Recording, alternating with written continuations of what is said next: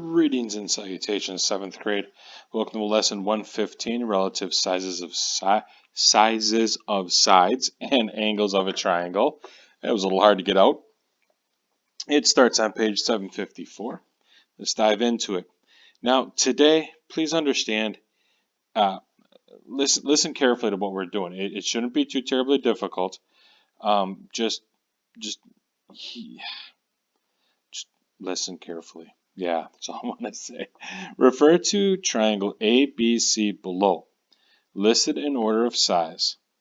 The angles of ABC are angle A, then angle B, and angle C. Okay? So they're saying angle A, then angle B, then angle C. Now that's smallest to largest. Listed in order of length of sides of triangle ABC are angles BC, CA, and side AB.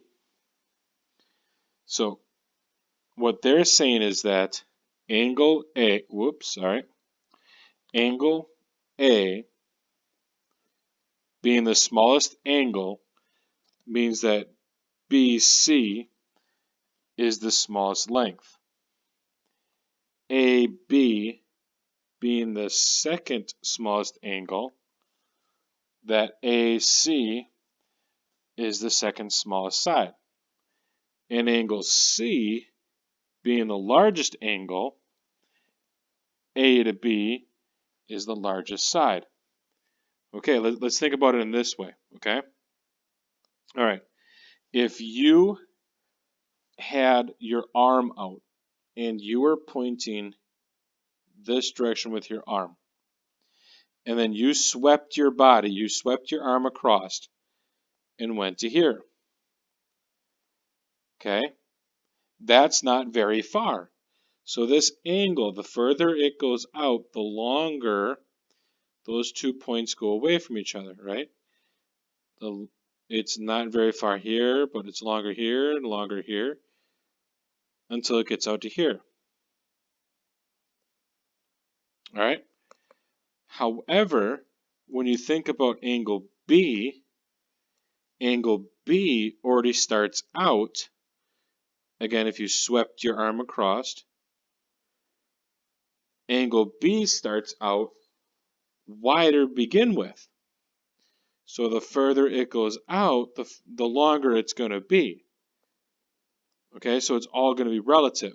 This angle does not change no matter how far out it goes, but the distance between the two arms will increase. Small angles will have the smaller sides. And then the larger the angle, the larger the distance between the two arms. All right, does that make sense? So literally, if you want to think about it, stick your arm out and think about your hand pointing in one direction, and then move it to another direction. And think about how far your hand just moved. Well, if I'm pointing this way on my shoulder and I go to here, I only moved my hand about 2.5 feet.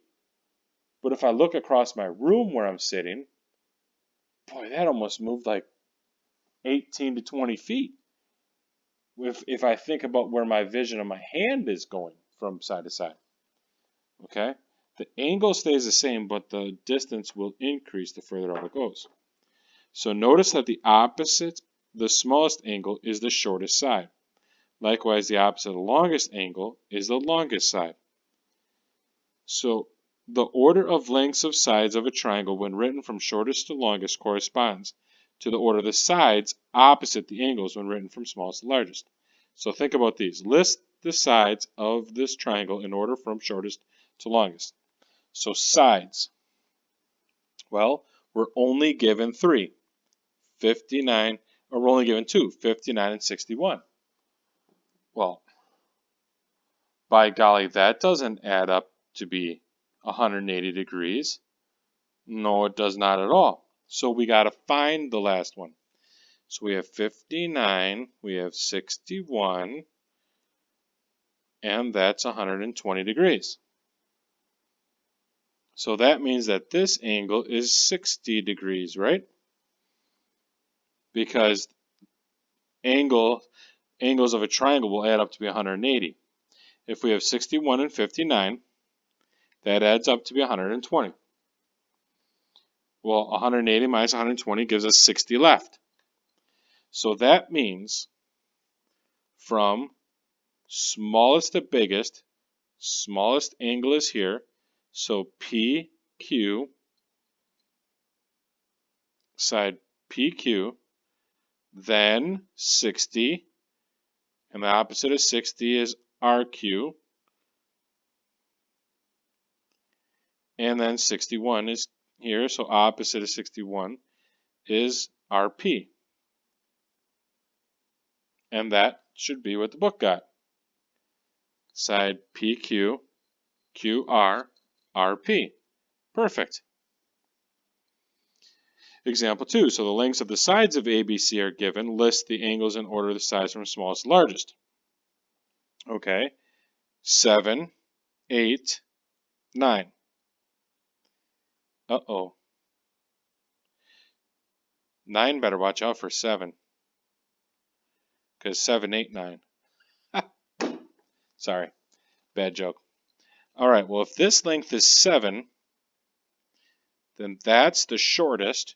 So angle C is the shortest. 8 is the next largest. So opposite of 8 is A. So angle A is next. And then 9, that's angle B. Let's see if we got it right. CAB. Perfect. If we know the lengths of side AC, how could we find the length of side WY? Find WY if AC is 6 centimeters. So A to C is 6 centimeters. How are we going to figure this out? Well, if this is 85 and this is 40, then this is 55, right? Because 55, 85, and 40, sorry. The given is 40 and 85. That's 5, 8. So that's 125. 180 minus 125. So that's 55 degrees. See how I got that? Okay, so if this is 85 and that matches up here, and this is 55 and that matches up there, that means this is 40 degrees. Which means that these triangles are similar triangles. So we have to figure out how we go from this value to that value. All right? So we got to find a scale factor. And that's what they're doing here. They're saying, okay, the sum of 55 and 40 adds up. Sorry, the 85 and 40. Why do they have 55? Because we found 55. And then, let's see, the sum of the measures of angles is 180. So we know that angle A is 55 degrees and angle X is 40 degrees. Okay, so that's the missing angles. We see that the three angles of WXY are congruent, which means they're the same to the corresponding angles of ABC. If the angles are the same, they are congruent triangles, or similar triangles. Therefore, the two triangles are similar and their lengths of sides are proportional. So we can get a scale factor, right? So I just said. So the scale factor from the larger triangle to the small triangle is 6 over 8, or it's 3/4 of the distance. So if we know AC, we can find out WY by multiplying AC by the scale factor. What does this mean? I said a lot here. So from smallest to biggest, it's 6 over 8. So that's 3/4. Okay? So this side, we can multiply by 3/4 to give us this side. That's all we got to do, is we need to multiply that by 3/4. So that's what we do. We do 3/4 times 6 over 1. Let's cross reduce. 2 goes into 4 twice, 2 goes into 6, 3. So we have 9 over 2, and 9 divided by 2 is 4.5 centimeters, and that's what they got there. Okay? So that's what we're working through today, boys and girls. Which sides are bigger, which sides are smaller, and solving with a scale factor to give us our answers. All right? Talk to you later. Have a good one. Bye.